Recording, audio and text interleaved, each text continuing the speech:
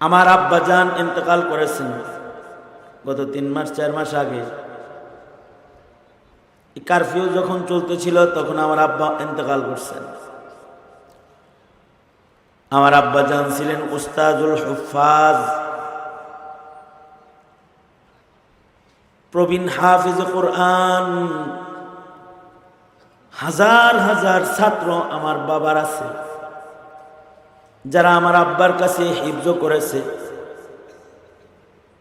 কত মানুষের সন্তানরে হাফেজ বানাইছে, খুব চেষ্টা করছে আমারে হাফেজ সাহেব বানাইতে, কিন্তু পারে নাই। আমারে পড়তে দেয়, আমি খালি ডুলি, মনে হয় খুব পড়তেছি, কিন্তু আসলে পড়ি না। চেষ্টা করলেন হাফেজ বানাইতে, কিন্তু হাফেজ বানাইতে পারলেন না। অথচ হাজারো সন্তানকে তিনি হাফেজে কোরআন বানাইছেন। দুঃখ করে কাঁদতেন যে পরের সন্তানরে হাফেজ বানাইলাম, নিজের ছেলে তুই হাফেজ হইলি না। পরে আবার এক সময় বলছেন, আসলে আল্লাহ পাকের নির্বাচন তো, আল্লাহ তোরে নির্বাচন করে নাই তাই হস নাই।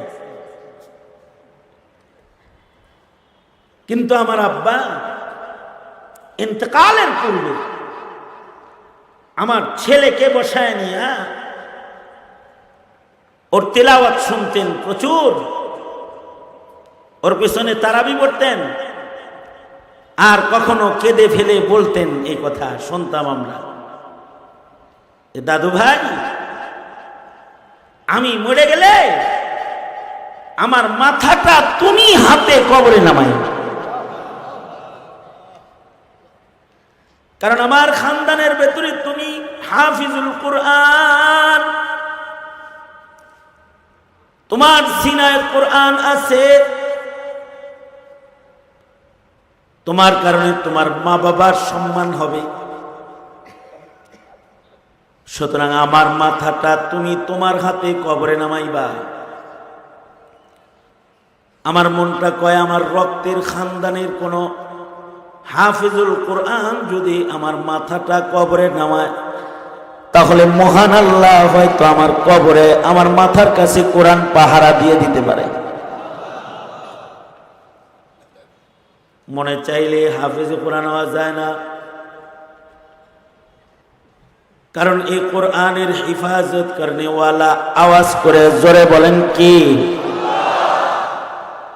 সুতরাং কাকে কোরআন সিনায় লিখবেন নির্বাচন করেন কি?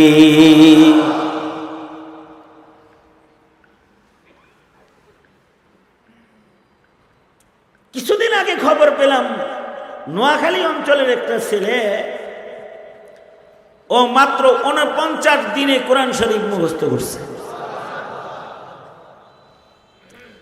এটা তো ও ওর শক্তিতে করে নাই, একজন ওর কালকে কোরআনের জন্য মনোনীত করেছেন, তিনি কে?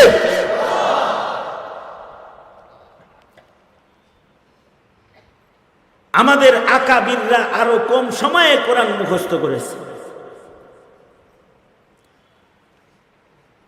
যেমন আমাদের আকাবির ইমাম মুহাম্মদ রহমতুল্লাহ আলাইহি মাত্র 7 দিনে কোরআন শরীফ মুখস্থ করেছে।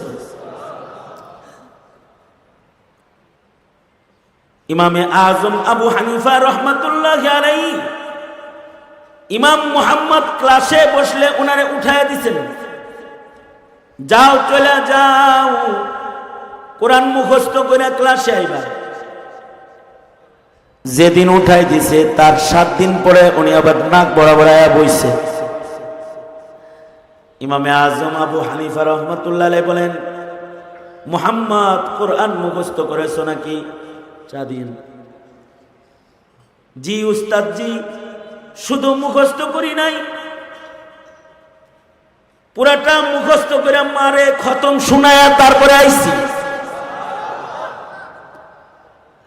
বলুন তো 7 দিনে ইমাম মুহাম্মদের সিনায় কোরআন লিখলেন কি? আরো জোরে করে আওয়াজ করে বলেন কি? শুধু কোরআন নয়, এখন তো কাগজ আছে, এখন ছাপার মেশিন আছে, ছাপে টাইপ করার মেশিন আছে। এমন একটা সময় ছিল যখন কাগজ ছিল না, টাইপ মেশিন ছিল না, কম্পিউটার ছিল না, সফটওয়্যার ছিল না, কাগজ কলমের ব্যবস্থা ছিল না। ওই সময়ও কোরআন এবং নবীর হাদিস, ইলমের ভান্ডার যে দুইটা আল্লাহর রাসূল উম্মতকে দিয়ে গেছেন। নবীজি বলেন, তারাকতু ফীকুম আমরাইন লান তাযিল্লু মা তামাসসাকতুম বিহিমা কিতাবাল্লাহ ওয়া সুন্নাতা রাসূলিহি। কোরআন ও নবীজির হাদিস সুন্নাত যা নবী দিয়ে গেছেন উম্মতরে, কাগজ কলম ছিল না, কোরআন সুন্নাহ পুরাটা মানুষের কলবের ভেতরে সংরক্ষণ হতো। কে সংরক্ষণ করত? জোরে আওয়াজ করে বলেন, আল্লাহ। শুধু হাদিস সংরক্ষিত না, সব হাদিস সংরক্ষিত। হাদিস কোরআনের নির্বাচিত নির্ধারিত মাসাইল সব বুকে সংরক্ষিত। লাইব্রেরি না, মানুষের কলবটা ছিল লাইব্রেরি। মানব কলবরে ইলমের লাইব্রেরি বানালো কে? জোরে বলেন, আল্লাহ বানাইছে। আশ্চর্য বিষয় হলো, উম্মতে মুহাম্মাদীর কারো কারোর সিনার ভিতরে নবীর সব ইলম আল্লাহ ঢুকাইছে। নবীজি যা ইলম রেখে গেছেন, নবীজির সব ইলম কারোর কারোর সিনায় আল্লাহ ঢুকাইছে। যেমন শামসুদ্দিন জাহাবী রহমাতুল্লাহি আলাইহি, ওনাকে বলা হয় ইলমের আজদাহা। জঙ্গলে যেমন আজদাহা আছে, সাপ, বড় সাপ, সাপের রাজ্যে বড় সাপ। ইলমের রাজ্যে কিছু কিছু মানুষকে আল্লাহ তাআলা আজদাহা বানাইছেন, যে একটা মানুষের সিনার ভিতরে সব ঢুকাইছে আল্লাহ। কোরআন ঢুকাইছে, হাদিস ঢুকাইছে, ফিকাহ ঢুকাইছে, তাফসীর ঢুকাইছে। বলা হয় শামসুদ্দিন জাহাবীকে যদি আকাশে বসায়া আল্লাহ তাআলা যদি বলে, এই শামসুদ্দিন জাহাবী, আমার হাবিব যত ইলম রেখে আসছে সব তুমি আকাশে বসে বসে জমিনবাসীরে বলো। দুইজন দ্বিতীয় আর কাউকে লাগবে না, একা শামসুদ্দিন জাহাবী রহমাতুল্লাহি আলাইহি নবীজির সব ইলম উম্মতকে দেওয়ার জন্য উনি একাই যথেষ্ট। এই যে উনার সিনাকে ইলমের জন্য নির্বাচন করা হলো, নির্বাচন উনি নিজে নিজে নির্বাচিত হন নাই, দুনিয়ার মানুষ তাকে নির্বাচিত করে নাই, তাকে ইলমের জন্য নির্বাচিত করেছে কে? এমপি মানুষের ভোটে নির্বাচিত হয়, মন্ত্রী কারোর সমর্থনে নির্বাচিত হয়, কিন্তু আলেম পাবলিকের সমর্থনে হয় না। আলেম নির্বাচন নির্ধারণ করে, আওয়াজ করে জোরে বলেন, কে করে? আল্লাহ করে। যেমন শারিহুল বুখারী ইবনুল হাজার আসকালানী, হাফিজ ইবনুল হাজার আসকালানী, আনোয়ার শাহ কাশ্মীরি রহমাতুল্লাহ আলাইহি বলতেন, ইবনুল হাজার আসকালানী শুধু কয়েক হাজার হাদিসের হাফেজ না, উনি হাফিজুদ দুনিয়া। দুনিয়ায় যত ইলম আছে সব ইলমের হাফেজ আল্লাহ ওনারে বানাইছে। যেমন আমাদের ভারতবর্ষে ছিলেন আনোয়ার শাহ কাশ্মীরি রহমাতুল্লাহি আলাইহি, মাকতাবাতুন আজিমাতুন হাইয়াতুন নাতিকাতুন, জিন্দা চলতি ফিরতি লাইব্রেরি ছিলেন। দারুল উলুম দেওবন্দের সব কিতাব ওনার বুকের ভেতরে মুখস্থ ছিল। একজন আলিমের সিনার ভেতরে আল্লাহ তাআলা গোটা ভারতবর্ষের লাইব্রেরি ঢুকায় রাখছেন। উনি দেওবন্দ মাদ্রাসায় বলতেন, দারুল উলুমের কোনো লাইব্রেরির কোনো কিতাব যদি নষ্ট হয় তাহলে আমাকে বলো, হাসিয়া বাইনা সতর সহ আমি আনোয়ার শাহ লেখা দেব। এইটা আল্লাহর নির্বাচন। এই উম্মতের ভিতরে কিছু মানুষ আছে নবীর সব হাদিস মুখস্থ রাখতেন। আবু জুরআ রাজি রহমতুল্লাহি আলাইহি, যিনি ইমাম বুখারী রহমতুল্লাহ আলাইহির দাদা উস্তাদ, উনার তো 6 লক্ষ হাদিস, 7 লাখ নবীর টোটাল হাদিস, তার 6 লাখ উনার একাই মুখস্থ ছিল।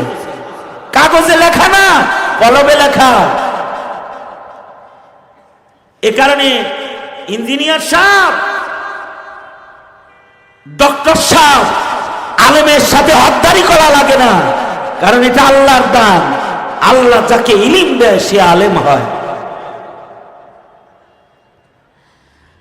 আবু জুরআ রাজি রাহমাতুল্লাহ আলাইহির কত হাদিস মুখস্থ যে ওনার ছাত্র নিজের বউরে ওনার উস্তাদের ইলম বুঝানোর জন্য বইলা ফেলাইছে যে আমার উস্তাদের যদি সনদ সহ 1 লাখ হাদিস মুখস্থ না থাকে তাইলে তুই 3 তালাক।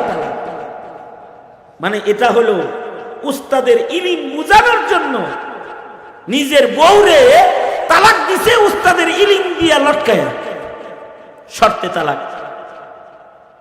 ইয়াকিন হইল আমার উস্তাদের মুখস্থ আছে, আমার বউ তালাক হইব না, এটা হইল ইয়াকিন। বলে কি, এই বউ, আমার উস্তাদের যদি 1 লক্ষ হাদিস সনদ সহ মুখস্থ না থাকে তাইলে তুই 3 তালাক। এবার পরক্ষণেই চিন্তা করতেছে, বললাম তো যদি হুজুরে 1 লাখ কইতে না পারে, যদি বলতে না পারে তাইলে তো বউ তালাক হয়ে যাবে। সকালবেলায় স্বামী স্ত্রী দুইজন আবু জুরআ রাজি রহমতুল্লাহ আলাইহির কাছে গেছেন, যা বলে, উস্তাদজি আমি আমার বিবেকে বলেছি তোমার যদি আমার উস্তাদ 1 লাখ হাদিস সনদ সহ শুনাইতে না পারলে তুমি 3 তালাক। উস্তাদজি আপনার ইলমের বর্ণনা দিতে যে পেছ লাগায়া বউরে পেছে ফেলাইছি। এবার উস্তাদজি আসলে কি 1 লাখ শুনাইতে পারবেন? যদি আপনি না শুনাইতে পারেন তাহলে আমার বউ গেছে। সুতরাং জানতে চাই 1 লক্ষ হাদিস আপনার মুখস্থ আছে না নাই? সুবহানাল্লাহ বলার লেগে রেডিও বহেন, কত সুন্দর একটা কথা। আবু জুরআ রাজি রহমাতুল্লাহ আলাইহি বলেন, যাও সুখে শান্তিতে বউলিয়া ঘর সংসার করো, কারণ তোমার উস্তাদ আবু জুরআর তোমার সূরা ইখলাস যেমন মুখস্থ, তোমার উস্তাদ আবু জুরআর 1 লক্ষ হাদিস সনদ সহ সূরা ইখলাসের মতো মুখস্থ।